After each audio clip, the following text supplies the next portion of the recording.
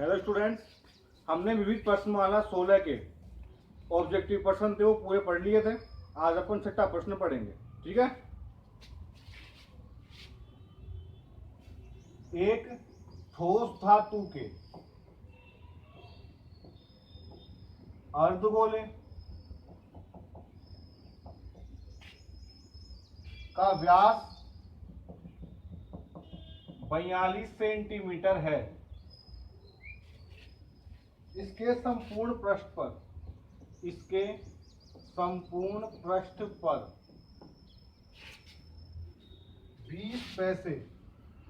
20 पैसे प्रति centimetre square की दर से पॉलिश कराने का व्यय ज्ञात कीजिए। ठीक है। अर्धगोले के ऊपर पॉलिश कराने वाला प्रश्न था, वो हमने 16.4 का लास्ट वाला प्रश्न पढ़ा था और एक छठा प्रश्न है। कभी भी कंफ्यूजन हो तो इन दोनों प्रश्नों को एक बार देख लिया करो। ठीक है ना। इससे ये फायदा है, देखो उसके अंदर भी अपने को पॉलिश करवानी थी, इसमें भी पॉलिश करवानी है, और इसमें क्लियर बोला है कि संपूर्ण पृष्ठ पर करवानी है। इसका मतलब क्या हुआ कि जो अर्धगोला है उसके हमें इस संपूर्ण पृष्ठ पे करवाना है, इस हिस्से पे भी करवानी है। और जो 16.4 का प्रश्न था उसके अंदर इस हिस्से पे हमें पॉलिश नहीं करवानी थी, तो वहां हमने 2πr² वाला फॉर्मूला काम में लिया था। क्लियर। यहाँ कौन सा आएगा? 3πr² वाला। तो अर्धगोले का व्यास हमें क्या दे रखा है? 42 सेंटीमीटर। तो त्रिज्या कितनी हो गई? 42/2 बराबर 21 सेंटीमीटर। अब अर्धगोले का संपूर्ण पृष्ठीय क्षेत्रफल क्या होगा? 3πr²। तो 3 × 22/7 × r की जगह 21 × 21। सही है। 7 का भाग 21 में 3 बार, 21 को 3 से किया 63, 63 को 3 से किया 189 × 22, 22 नाम 176 का 6 हासिल की, 22 नाम 198 का 8 हासिल की 19, 22 × 176 तो 19 कितना हो गया?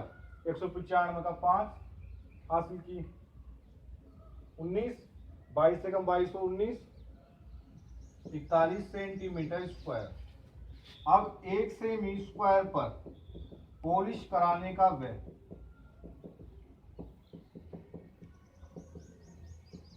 कितना है? 20 पैसे। सही है। तो 4158 सेंटीमीटर स्क्वायर पर पॉलिश कराने का व्यय कितना होगा? 4158 × 20। सही है। तो 0, 2 को 8 से किया, 16 का 6 हासिल किए, 11 का 1 हासिल किए, 3 और 8। सही है। ये हमारे पास क्या है? पैसे आए। पैसे एक छोटी इकाई है, तो इसको हम रुपए में कन्वर्ट करेंगे, 100 का भाग देंगे रुपए। तो 2 जीरो आ रही है, 2 संख्या छोड़ के पॉइंट लग जाएगा, 831.60 रुपए। समझ में आया? क्लियर।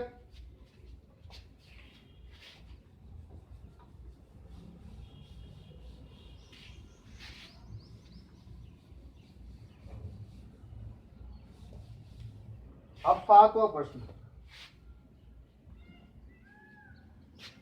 एक शंकु एक अर्धगोला, एक शंकु एक अर्धगोला व एक बेलन एक ही आधार व ऊंचाई पर बने हैं। उनके आयतनों का अनुपात लिखिए। सही है। अब प्रश्न में बोला कि जो शंकु, अर्धगोला और बेलन है एक ही आधार व ऊंचाई पर बने हैं। इसका मतलब क्या हुआ कि एक ही आधार और एक ही ऊंचाई पर बने हैं, मतलब उनकी त्रिज्या और ऊंचाई क्या होगी, समान होगी। ठीक है, तो हमने यहां पे लिखा प्रश्नानुसार शंकु, अर्धगोला व बेलन एक ही आधार व ऊंचाई पर बने हैं, तो R बराबर क्या होगा, H होगा। मतलब ऊंचाई और त्रिज्या दोनों क्या होंगी, समान होंगी। क्लियर। अब इनका अनुपात निकालना है, तो हम यहां लिखेंगे शंकु का आयतन अनुपात अर्धगोले का आयतन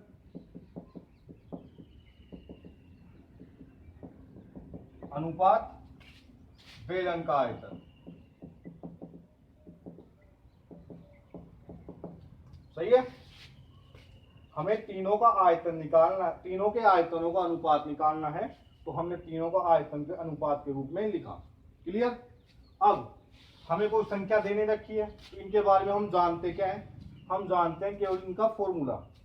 तो शंकु के आयतन का formula 1/3 pi R square H अनुपात अर्धगोले का 2/3 पाई आर क्यूब और बेलन का पाई आर स्क्वायर एच। क्लियर।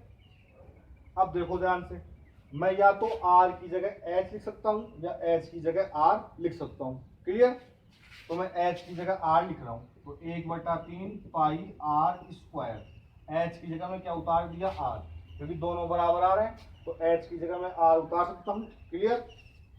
अब इसमें तो h आ रहा ही नहीं है, तो ऐसे कैसे ही रहेगा, पाई r स्क्वायर, h की जगह वापस r, तो 1/3 पाई आर स्क्वायर को r से किया तो r क्यूब, 2/3 पाई r क्यूब पाई r क्यूब। अब अनुपात में जब समान चीजें आती है उसको पर काट सकते हैं ना, तो पाई आर क्यूब से पाई आर क्यूब और पाई आर क्यूब कट गया। क्लियर। क्या बचा, 1/3 अनुपात 2/3 अनुपात, यहाँ कुछ भी नहीं बचा तो 1। सही है। अब अनुपात कभी भी बट्टे में नहीं आता, ऐसे समझ आ रहा है ऐसे। तो अपन क्या करेंगे, इनको पूर्ण संख्या के रूप में लिखने के लिए हम क्या करेंगे, इनका एलसीएम लेंगे। तो 3 और 3 का एलसीएम कितना होता है, 3 होता है, तो सबको 3 से गुणा कर देंगे। 1/3 इंटू 3 अनुपात 2/3 इंटू 3 अनुपात 1 इंटू 3। सही है। बस सबको सब में 3 समान आ रहा है, तो 3 से 3 कट जाएगा, कोई फर्क नहीं पड़ा गुणा करने से। सही है ना। तो देखो 3 से 3 कट गया, 3 से 3 क्या बचा, 1 अनुपात 2, 3 को 1 से किया तो 3। तो अर्धगोले, शंकु, अर्धगोले और बेलन के आयतनों का अनुपात 1:2 अनुपात 3 होगा। कब, जब उनके आधार की त्रिज्या, जब उनका आधार और ऊंचाई क्या होगी, समान होगी तब। क्लियर।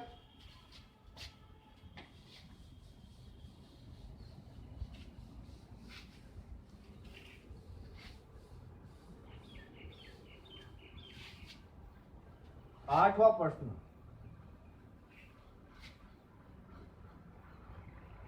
एक ठोस पिंड का, एक ठोस पिंड का बायां भाग बेलनाकार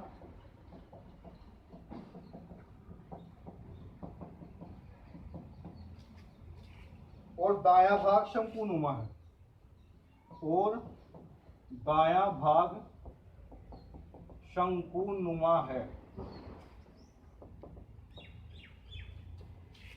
यदि बेलन का व्यास, यदि बेलन का व्यास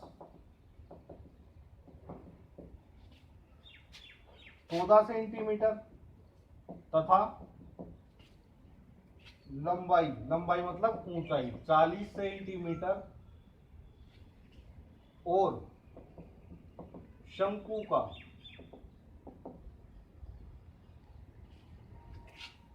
व्यास 14 सेंटीमीटर तथा ऊंचाई 12 सेंटीमीटर हो तो ठोस का आयतन ज्ञात करो। क्लियर? अब देखो ध्यान से, हमें एक ठोस पिंड दिया हुआ है जिसका बायां भाग तो कैसा है, बेलनाकार। बायां भाग तो कैसा है, बेलनाकार, और दायां भाग है कैसा, शंकुनुमा। तो ये हो गया शंकुनुमा। ठीक है, फिर क्या बोला, बेलन के बारे में हमें क्या क्या दिया, इसका व्यास कितना है 14 सेंटीमीटर, तो त्रिज्या कितनी हो गई 14/2 बराबर 7 सेंटीमीटर। और बेलन की लंबाई, बेलन में लंबाई क्या होती है, ऊंचाई, बेलन की ऊंचाई हमें क्या दे रखी है 40 सेंटीमीटर। क्लियर? फिर हमें दिया शंकु के बारे में, शंकु का व्यास क्या दे रखा है 14 सेंटीमीटर, तो त्रिज्या वापस वही कितनी हो गई 7 सेंटीमीटर, और ऊंचाई क्या दे रखी है 12 सेंटीमीटर। सही है? अब हमें ठोस का आयतन निकालना है, ठोस का आयतन। तो ठोस का आयतन निकालना है, ये बेलन की तो लंबाई कितनी है 40, ये बेलन की ऊंचाई कितनी है 12, सही है ना, और दोनों का व्यास वही 14 सेंटीमीटर है। सही है? अब हमें ठोस का आयतन निकालना है पूरे का। तो पूरा ठोस किस किस से मिलके बना है, बेलन से और शंकु से। तो पूरा ठोस का आयतन हमें निकालना है, तो हम ये लिख सकते हैं क्या कि बेलन का आयतन प्लस शंकु का आयतन। सही है? तो बेलन के आयतन का formula pi R square H, और शंकु का 1/3 pi R square H. Clear? Pi का मान 22/7, कैपिटल आर की वैल्यू कितनी है 7 × 7, कैपिटल एच की 40 प्लस 1/3, पाई की वैल्यू कितनी है 22/7, स्मॉल आर की वैल्यू कितनी है 7 × 7, एच की वैल्यू 12। क्लियर? 7 से 7 कट गया, 22 × 40 को 7 से गुणा किया तो 280, 7 से 7 कट गया, 3 का भाग 12 में 4 बार, 4 को 7 से किया तो 28 × 22।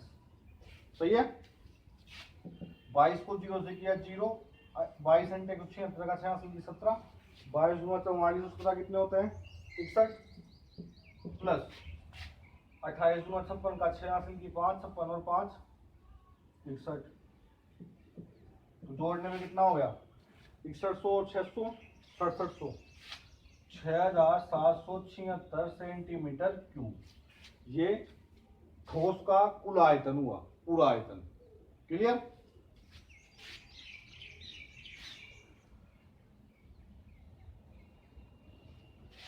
अब 9वां प्रश्न,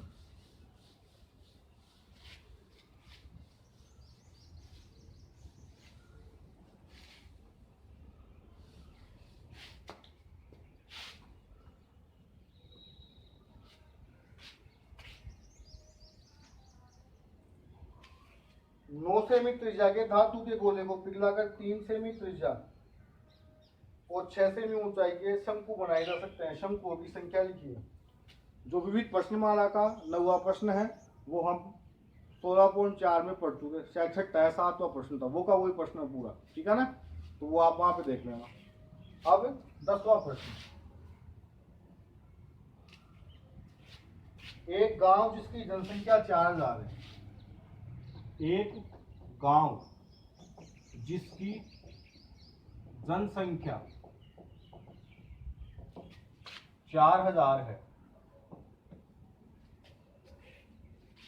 जिसको प्रतिदिन जिसको प्रतिदिन प्रति व्यक्ति 150 लीटर पानी की आवश्यकता है।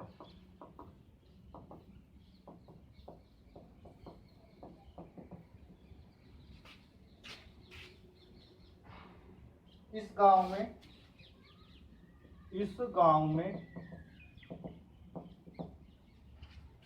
20 metre into 15 metre into 6 metre माप की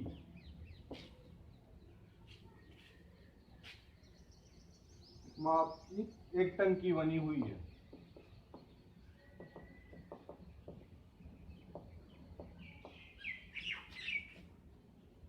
ठीक है, फिर इस टंकी का पानी वहां कितने दिन के लिए पर्याप्त रहेगा। सही है। अब सर्वप्रथम हमें दिया हुआ क्या है, सबसे पहले जो दिया है वो उतार देंगे अपन, ठीक है ना, फिर बाद में सोचेंगे करना क्या है।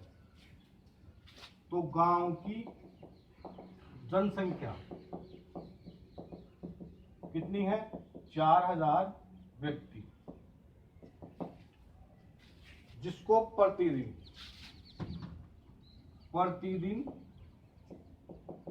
प्रति व्यक्ति पानी की आवश्यकता कितनी है, 150 लीटर। मतलब एक गांव के अंदर 4000 आदमी हैं और एक आदमी को एक दिन के अंदर 150 लीटर पानी की आवश्यकता होती है। अब हमें उस गांव में एक टंकी भी है, जो पानी की जो पूर्ति होती है वो एक पानी की टंकी से होती है। और टंकी किस प्रकार की है हमें बताया नहीं है, परंतु हमें माप दे दी 20 मीटर, 15 मीटर और 6 मीटर। तो आपको पहले भी बताया गया है कि जब भी 3-3 माप दी जाती है तो 3 माप केवल घनाभ में आती है। तो पानी की टंकी कैसी है, घनाभ जैसी। तो पानी की टंकी की लंबाई कितनी है, 20 मीटर, चौड़ाई कितनी है, 15 मीटर और ऊंचाई कितनी है, 6 मीटर। क्लियर।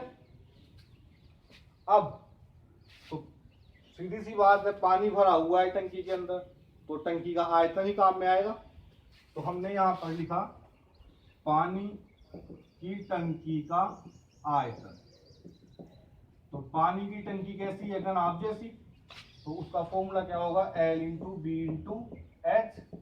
एल का वैल्यू कितना है, 20, बी का 15 और एच का 6।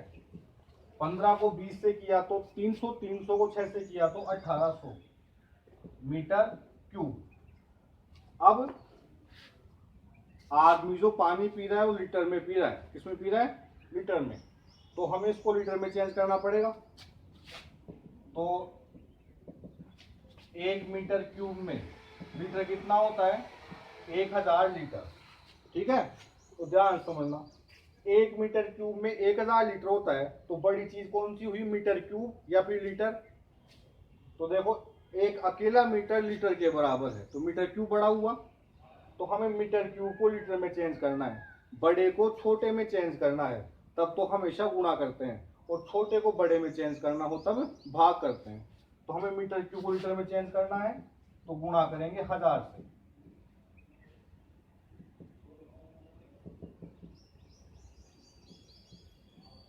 तो गुणा किया तो कितना आया, 18 लाख लीटर। अब हमारे पास टंकी का आयतन आ चुका। अब हमें लास्ट में बोला कि कितने दिन के लिए पानी पर्याप्त रहेगा, कि उस टंकी का पानी कितने दिन के लिए चलेगा उस गांव के अंदर। तो हमें दिनों की संख्या पूछ रहा है ना इधर, ठीक है ना। तो हम जैसे अपन संख्या वाला प्रश्न करते हैं, दिनों की संख्या मान लो, दिनों की संख्या। तो संख्या जब भी निकालते हैं, ठीक है ना, तो हम क्या करते हैं, बड़ी चीज में छोटी चीज का भाग देते हैं अपन हमेशा। सही है ना। तो बड़ी चीज तो क्या है, पानी की टंकी है, वो पूर्ति कर रही है लोगों की, तो पानी की टंकी बड़ी हो गई। तो टंकी का आयतन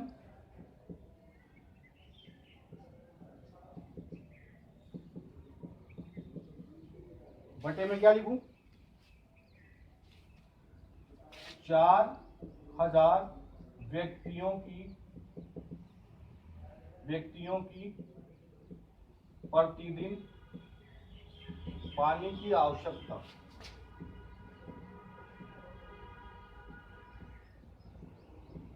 सही है। तो टंकी का आयतन तो कितना है हमारे पास में, 18 लाख लीटर। सही है। बटे में 4000 इंटू एक व्यक्ति की पानी की आवश्यकता कितनी है, 150 लीटर। तो 4000 व्यक्तियों को निकालनी है, तो 4000 को 150 से गुणा कर दूं। सही है।